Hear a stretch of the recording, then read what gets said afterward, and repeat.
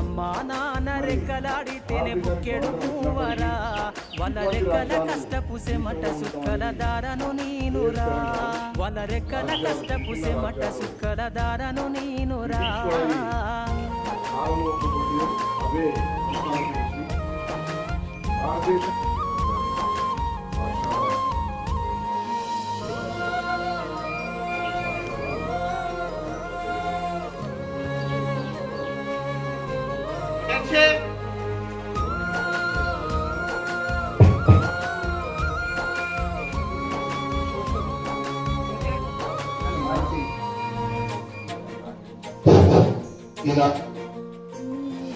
ఉన్న 2 ఎకరాలను కల్లా చూడలే